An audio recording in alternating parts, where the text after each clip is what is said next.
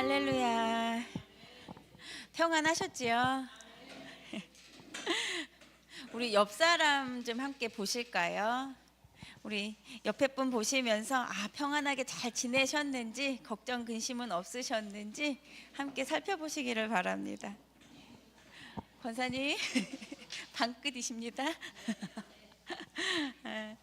우리가 이렇게 누리는 이 평안은 절대 세상이 줄 수 없는 그러한 평안이지요.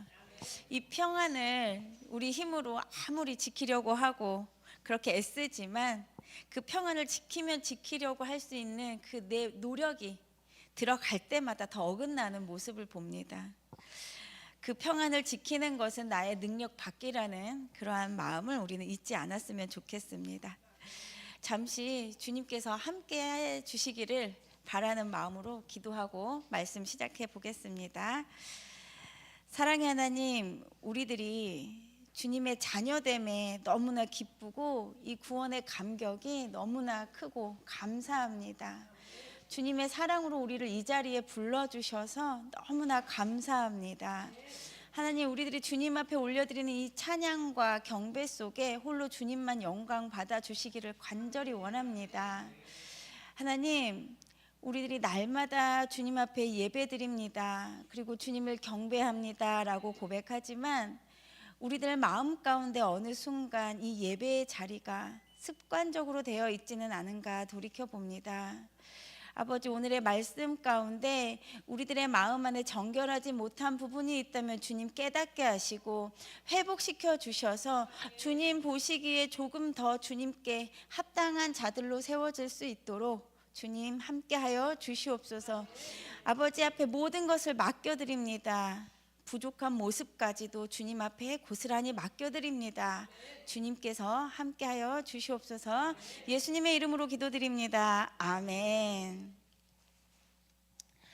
저번 시간 우리는 아나니와 그의 아내 삽비라가 자신의 소유를 팔아서 그 값의 일부를 따로 떼어놓고 전부를 가져왔습니다 하고 거짓말을 하는 그러한 내용을 살펴보았습니다.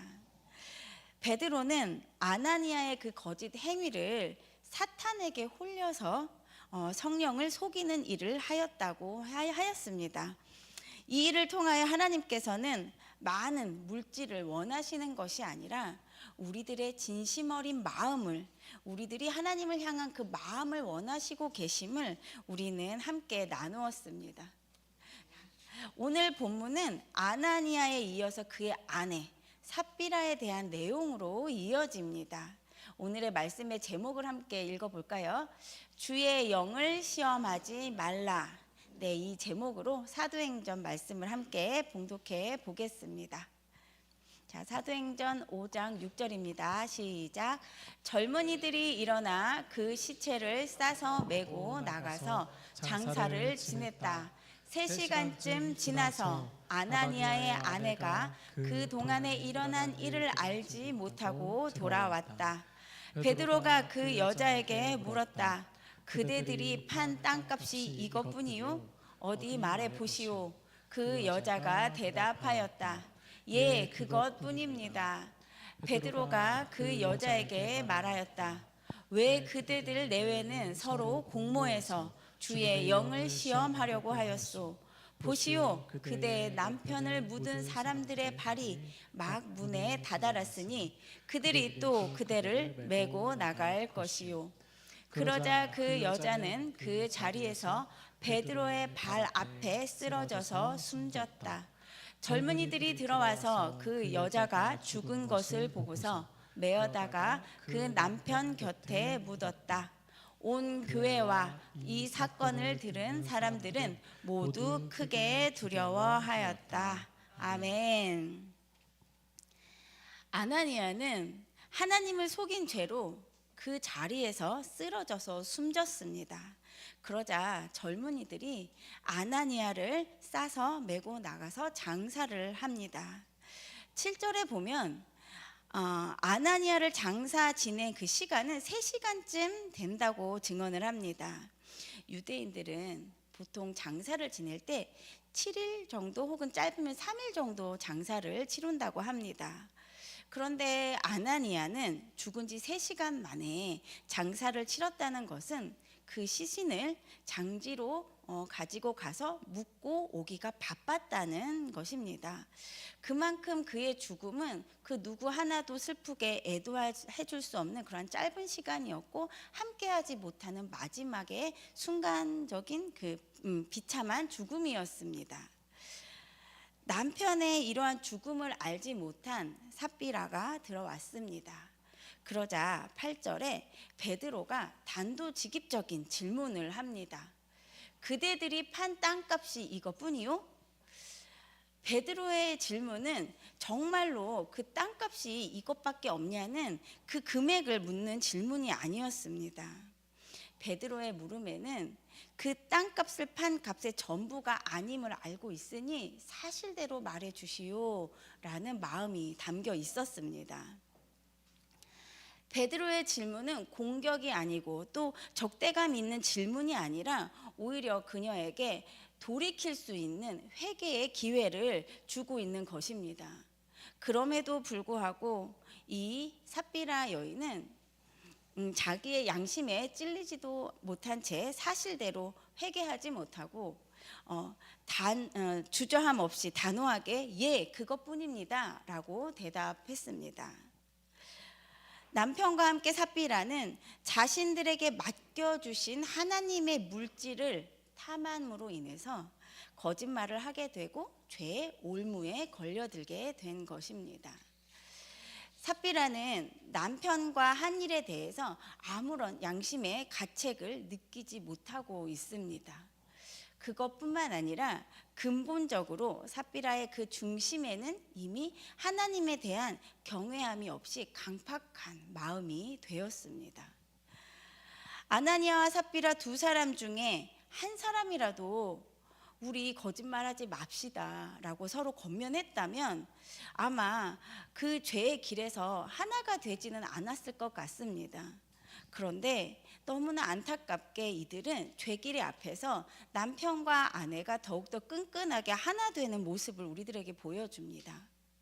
그런데 아나니아와 삽비라 말고도 또 우리가 살펴보았던 바리새파나 사두개인, 이들도 종교 지도자들끼리 서로 아웅다웅하는 사이였지만 예수님을 죽이는 그 길에 있어서는, 악으로 달려가는 길에서는 서로가 더욱더 하나 되는 모습을 보였었습니다. 이 모습만 봐도 인간이 얼마나 이 악의 길로 갈 때에는 얼마나 빠르게 또 서로 연합해서 달려가는 모습인지 우리는 알 수 있습니다. 에베소서 2장 2절에서 3절을 함께 보겠습니다. 에베소서 2장 2절에서 3절에서는 우리들이 어떠한 사람들인지 어떠한 존재인지를 잘 깨닫게 해주는 그러한 구절입니다. 함께 읽어보겠습니다. 그때 여러분은 허물과 죄 가운데서 이 세상의 풍조를 따라 살고 공중의 권세를 잡은 통치자 곧 지금 불순종의 자식들 가운데서 작용하는 영을 따라 살았습니다. 우리도 모두 전에는 그들 가운데에서 육신의 정욕대로 살고 육신과 마음이 원하는 대로 행했으며 나머지 사람들과 마찬가지로 날 때부터 진노의 자식이었습니다. 아멘. 성경 말씀대로 인간은 정말 날 때부터 진노의 자식임이 드러납니다. 아나니아와 삽비라가 특별히 더 나쁜 사람이라서, 특별히 악하고 지독하게 나쁜 사람이라서 이렇게 행한 것이 아닙니다. 저와 여러분도 똑같이 아나니아와 삽비라처럼 그렇게 일을 행할 수 있다는 것입니다. 왜냐하면 우리는 진노의 자식이기 때문입니다. 인간은 모두 세상 풍조를 따라 살아갑니다. 그리고 하나님을 대적하는 삶으로 살아가고 있습니다. 하나님을 대적한다는 것은 육신의 정욕대로 살고 마음이 원하는 대로, 그 마음이 이끄는 대로 행하는 삶이 바로 정욕에 이끌린 삶이고 하나님을 대적하는 삶입니다. 욕심에 끌려 미혹된 삶의 결말은 결국 죄가 장성해서 하나님과 단절되는 사망에 이르게 됩니다. 그러나 하나님께서는 저와 여러분을 하나님의 크신 사랑으로 인해서 죽을 우리를 예수 그리스도와 함께 살려주셨습니다. 그것이 바로 은혜로 구원받은 것이지요. 이것이 바로 복음입니다. 복음. 우리는 이 복음을 잊지 말아야 할 것입니다. 9절을 보면 베드로가 그 여인에게 말을 합니다. 왜 그대들 내외는 서로 공모해서 주님의 영을 시험하려고 했소? 라고 말입니다. 하나님의 영을 시험한다. 시험한다는 의미가 과연 무엇일까요? 오늘은 시험한다, 하나님의 영을 시험한다는 뜻의 의미를 한번 살펴보려고 합니다. 이 시험하다라고 표현된 이 용어는 헬라어 용어의 의미는 페리라조라는 단어를 사용합니다. 페리라조의 이 기본적인 뜻은 시험하다, 시도하다, 유혹하다 라는 의미가 있습니다. 그런데 이 의미는 그냥 단순히 시험하다, 또 유혹하다 이런 뜻이 아닙니다. 한계치까지 몰아붙여서 그 속성이 드러나게끔 하는 행위입니다. 한계치까지 닥달해서 그 사람을 몰아붙이는 것입니다. 그래서 그 사람의 그 속성이 드러나올 수밖에 없게끔 그 사람을 괴롭히는 것이죠. 이 의미를 생각해 볼 때 아나니아와 삽비라가 주의 영을 시험했다는 그 뜻의 죄의 무게는 절대 가벼운 것이 아님을 우리는 알 수 있습니다. 아나니아와 삽비라의 거짓말은 단순히 한 사람이 엉겹결에 내뱉은 우발적인 실수의 거짓말이 아니었습니다. 의도적으로 성령을 속이기 위해서 서로 마음을 같이 하고 또 입을 맞춘 것입니다. 이렇게 철저하게 계획을 해서 믿음의 공동체를 속이려고 했고 이것은 곧 성령을 속이려는 것이었습니다. 그렇다면 왜 우발적인 이 실수보다 이들의 죄질이 무거운 걸까? 한번 생각해 보겠습니다. 우리가 무엇인가 잘못했을 때 그것이 드러나면 나도 모르게 당황해서 우발적인 실수로 인해서 거짓말이 튀어나올 경우가 있습니다. 이것은 자신을 지키기 위해서 자신이 그 죄에 대해서 회피하고 또 방어적인 당연스러운 모습이죠. 인간은 누구에게나 그러한 모습이 있습니다. 그러나 이 부분은 미리 만나서 또 말을 맞추고 또 적극적으로 성령과 공동체를 속이기 위해서 한 마음으로 범죄에 동조한 것입니다. 이들은 재산의 일부를 숨겨두고도 마치 전부를 바친 것처럼 연기를 했습니다. 이들의 죄가 더 무거운 이유는 거짓을 진실처럼 포장하기 위해서 그들의 마음과 그들의 힘을 정성스럽게 다해서 합의를 했기 때문에 더 나쁜 것입니다. 공동체를 섬기는 아름다운 마음의 그 조화를 보여야 할 바로 그때에 이들은 하나님을 기만하는 사기의 기술을 보여주고 있습니다. 이처럼 성령을 시험했다는 이들의 행동은 첫 번째 단순한 의미가 아니라 성령과 공동체를 속이기 위한 계획적인 거짓말이었으며 이것은 하나님을 기만한 무서운 죄였습니다. 두 번째, 주의 영을 시험했다는 것이 무엇인가 살펴보겠습니다. 하나님은 정말 우리의 마음을 다 알고 계실까요? 그렇게 믿고 계시지요? 네, 맞습니다.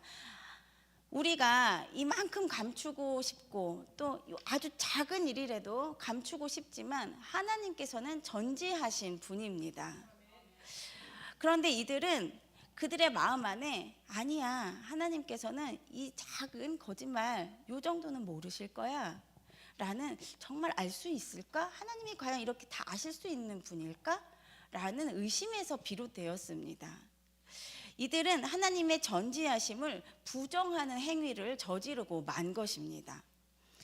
이 부분은 성령을 통해서 하나님의 마음으로 가난한 자에게 자신의 소유를 팔아서 나눠주는 그 사랑의 헌신이 있는 장소에 함께 했고 동참하려고 했습니다.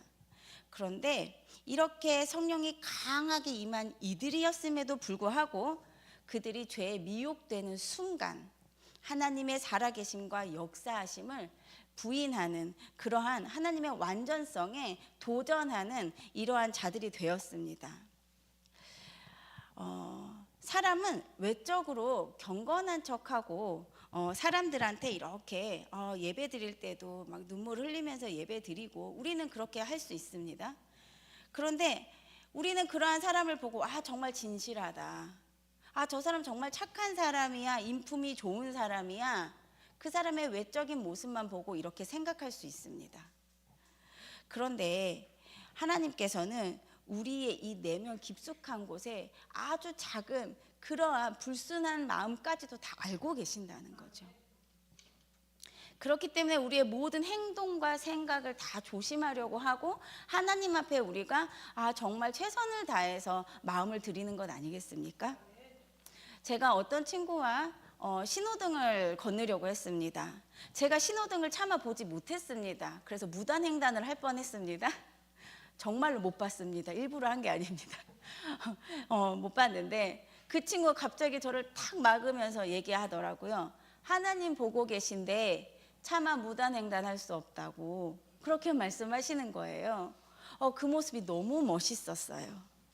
그분은 알고 계신 거예요. 하나님께서 우리의 모든 것을 알고 계신다는 것을, 사소한 우리의 모든 부분을 보고 하나님께서 우리를 잘하고 있구나, 이것은 속상하다 하고 생각하고 계신다는 것을 하나님의 마음을 알고 있었던 거예요.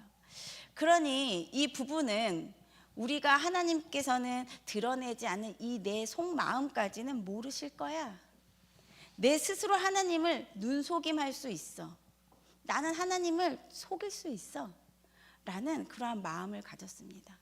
그리고 그들의 마음에 하나님은 요 정도 눈속임에 속아 넘어갈 수 있는 그러한 신에 불과해 라고 취급했습니다. 그들의 생각은 오만한 생각이었고 불신한 태도였습니다. 우리가 그냥 하나님의 영을 시험하지 말라, 그들의 거짓말이 뭐 그럴 수도 있지, 욕심에 그럴 수도 있지 라고 생각할 수 있지만, 지금 이렇게 살펴보면 이들의 그냥 무심코 했던 그 욕심에 걸려들어서 했던 이 거짓말이 얼마나 무서운 죄인지 우리는 깨달아야 합니다. 마지막으로 아나니아와 삽비라가 주의 영을 시험했다는 것은 하나님의 거룩함을 가볍게 여기는 의미였습니다. 이들은 하나님이 정말 말씀대로 심판하실까?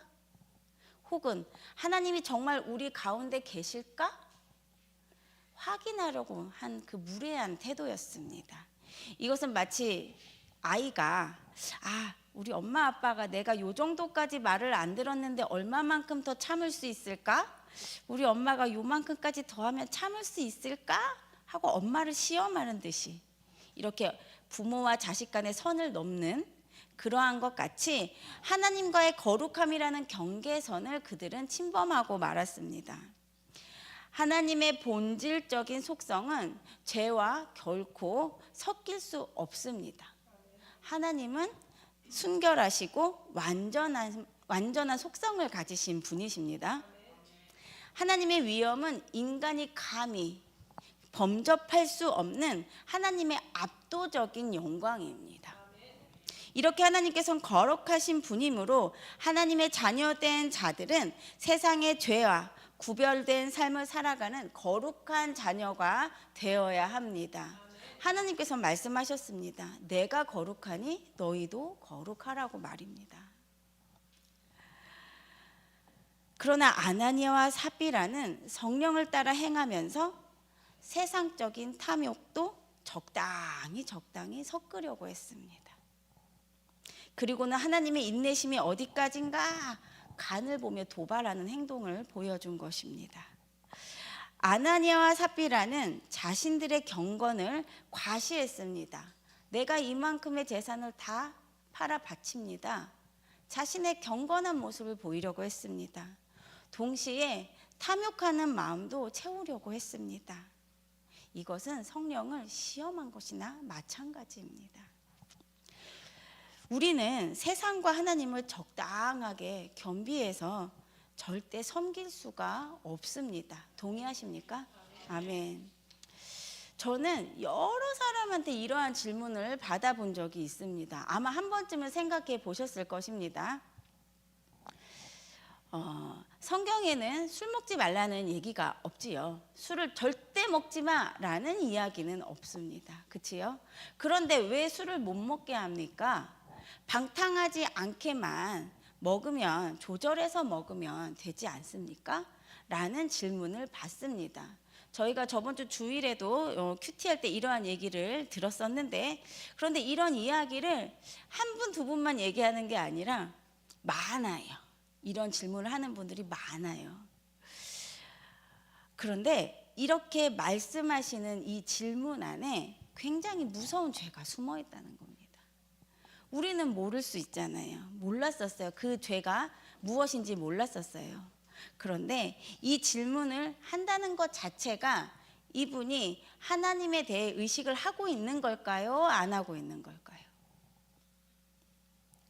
이 질문을 한다는 것 자체가 하나님을 의식하고 있기 때문에 질문을 하고 있는 것입니다.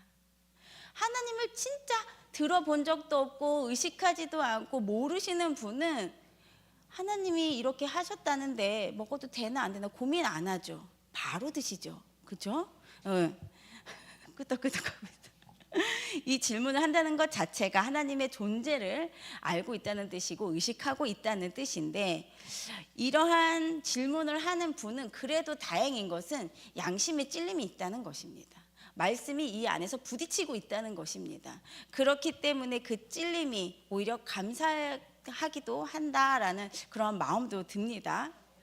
자, 술을 당당하게 마시자니 하나님의 말씀이 걸림돌이 됩니다. 그렇다고 술을 끊어버리자니 이 욕망을 저희가 스스로 제어할 수도 없습니다. 그러니 어떻게 하면 정당한 듯이 내가 유리한 쪽으로 술을 마실 수 있을까 생각을 해보니 하나님 말씀을 자신에게 유리한 쪽으로 해석을 이렇게 적당하게 섞어서 하려고 하는 마음이 있다는 거죠.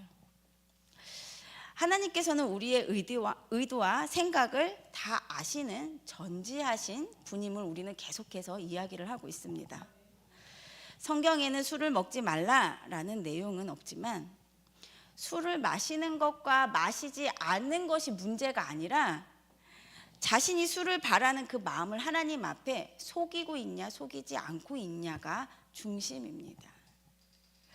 또한 방탕하지 않게 어느 정도 술을 마셔도 되지 않냐는 그 말은 자신의 욕망을 채우려고 세상에 한쪽 발 들이고 한쪽은 주님 앞에 발을 들이고 하나님을 겸비해서 적당하게 가려는 그러한 마음은 아닐까요?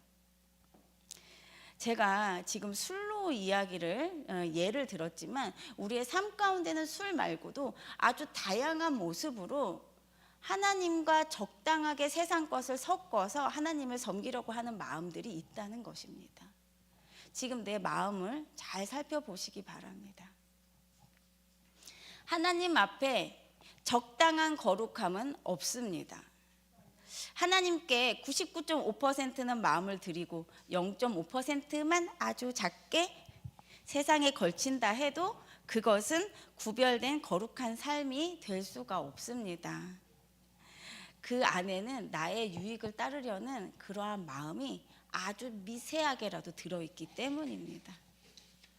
자, 아주 소량의 물감이 붓 끝에 살짝 검은색 물감이 살짝 묻었습니다. 그 붓을 하얀색 물감에 살짝 톡 대면 어떻게 될까요? 하얀색이 유지될까요? 안 되죠. 순식간에 하얀색은 변색되고 맙니다. 이렇듯 우리가 하나님 앞에 거룩하게 내 자신을 드린다고 하면서 내 마음 안에 아주 일부분 정도는 괜찮겠지? 하나님이 이 정도는 허용하시겠지? 라는 마음으로 내 마음을 변색하지 않게 하셨으면 좋겠습니다. 그런데 이 말씀을 듣자니 나는 다 못 지키고 사는데 이를 어떡하지? 나는 절대 거룩하지 못하고 정결하지 못한데 어떡하지? 걱정되시죠? 저도 그렇습니다. 우리는 죄인이기에 100% 거룩할 수가 없습니다. 그렇죠? 네, 아멘입니다. 그러나 중요한 것은 우리의 마음가짐입니다.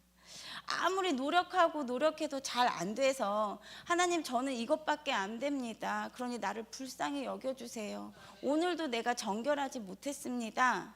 주님 도와주세요 하고 주님 앞에 나가는 것과 에이 어차피 안 되니까 하나님 배째세요 라는 식으로 자포자기 하면서 하나님을 대적하는 마음으로 나가면 이것은 염치 없는 일이 아니지 않겠습니까? 하나님께서 거저 주신 은혜로 우리는 구원을 받았습니다. 이렇게 구원받은 우리는 최소한 하나님 앞에 염치 없는 사람은 되지 말아야겠다고 말씀드리고 싶습니다. 오늘 본문 마지막 11절 말씀입니다. 함께 보실게요. 온 교회와 이 사건을 들은 모든 사람들은 크게 두려워했다고 말씀하십니다. 자, 크게 두려워하다. 이 두려워하다는 것은 단순히 무서워서 벌벌 떠는 것이 아니지요. 그냥 이 무서움을 넘어서서 이것은 사랑하고 존경하기 때문에, 하나님을 사랑하고 존경하기 때문에 그분을 경외하는 마음의 두려움입니다. 높고 위대하신 하나님의 그 위엄에 압도되어 있는 우리의 그 두려움, 이 두려움이 하나님 앞에 경외함으로 드러나는 것이죠. 사랑하는 지저스 위드 우리 여러분, 우리는 오늘 이 말씀을 통해서 하나님을 향한 그 경외함이 무엇인가 다시 한번 우리의 마음을 점검해 보았으면 좋겠습니다. 현재 나는 하나님 앞에 드리는 경건한 모습에 온전한 모습이십니까?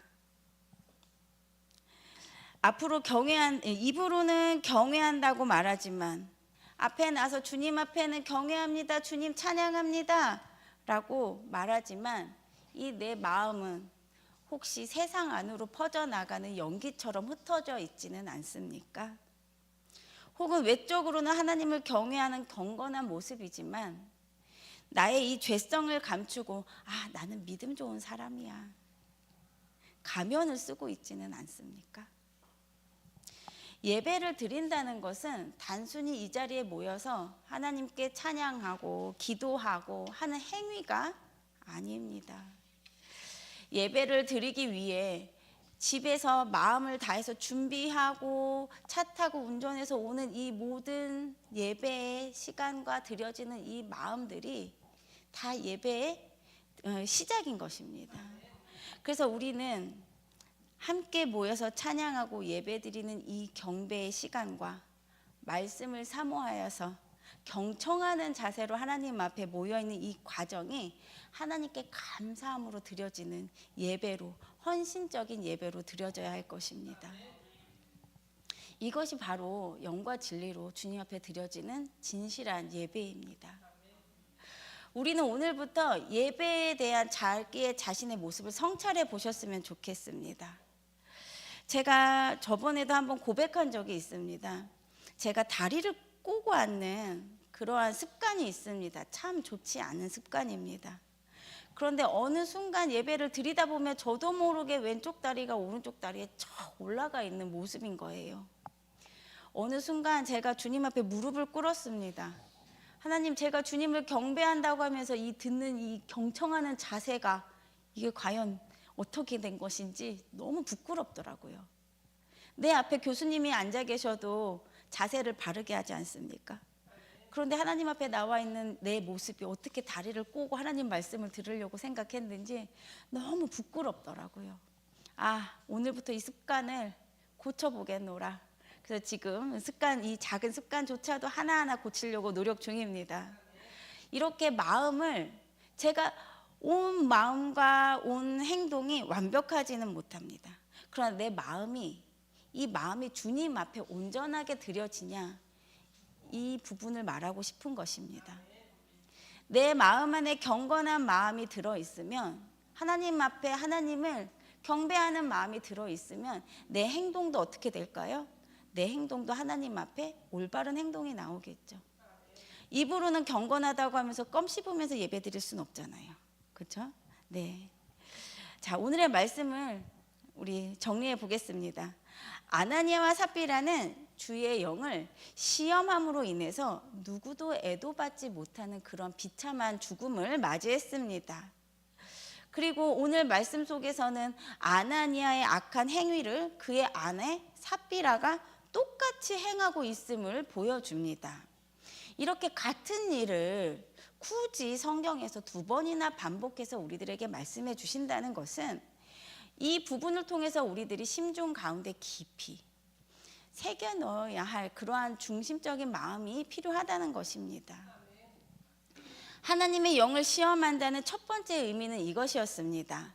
자신의 거짓을 의도적으로 치밀하게 계획해서 하나님의 공동체를 속이려고 했던 것. 이 거짓은 영적 공동체를 무너뜨리려고 흔드는 행위입니다. 그리고 이것은 곧 성령님을 속이는 행위입니다. 우리들이 함께 있는 이 공동체는 하나님의 공동체입니다. 절대 쉽게 가볍게 생각해서는 안 되겠죠. 그 누구도 하나님의 형상으로 지어진 한 사람 한 사람을 주님 바라보듯이 보아야 될 것입니다. 이들을 조금이라도 속이려는 마음, 또 낮게 하찮게 보려는 마음이 있다면 그것은 주님 앞에서도 절대 옳지 못한 모습일 것입니다. 2번째, 하나님의 영을 시험한다는 것은 전지전능하신 하나님을 향한 불신의 마음입니다. 작은 거짓말이라도 하나님을 속일 수 있겠지, 이렇게 어리석은 생각을 한 것은 하나님에 대한 전지전능하신 하나님의 그 능력에 대한 불신의 마음입니다. 하나님을 인간의 눈속임에 넘어가는 정도의 요 정도밖에 안 되는 하나님으로 만들면 절대 안 되겠지요. 절대 우리는 하나님을 속일 수 있겠지라는 작은 미련한 생각도 할 수 없어야겠습니다. 이것은 절대 피할 수 없는 죄의 심판이 있습니다. 주의 영을 시험한다는 것은 3번째, 마지막 의미입니다. 하나님의 거룩함을 가볍게 여김을 의미합니다. 이 정도쯤이야 해도 되겠지 하는 마음으로 하나님을 시험하려 들지 마십시오. 특히 우리 신학생들 말입니다. 수업에 요 정도는 땡땡이 쳐도 되겠지, 하나님 앞에 땡땡이 칠 수 있습니까? 이 정도의 하나님 앞에 핸드폰 조금 하고 딴짓해도 되겠지? 그러지 마십시오. 하나님은 오늘의 내 모습, 성실하게 지내는 내게 주어진 이 성실한 모습을 보고 내 앞길을 또한 열어가십니다. 내가 지금 서 있는 이 자리에서 성실하지 못하고 하나님을 기만한다면 하나님께서는 우리들에게 큰 일을 맡기실 수 없습니다. 우리 모두가 적당하게 하나님과 세상을 섞어서 섬기려는 그 마음은 지금 이 시간 잘라버리시기를 소망합니다. 자, 우리 모두가 믿음의 공동체의 일원입니다. 그럼 우리는 안전한 마음일까요? 이러한 마음들이 우리들에게는 절대 올 수 없는 마음일까요?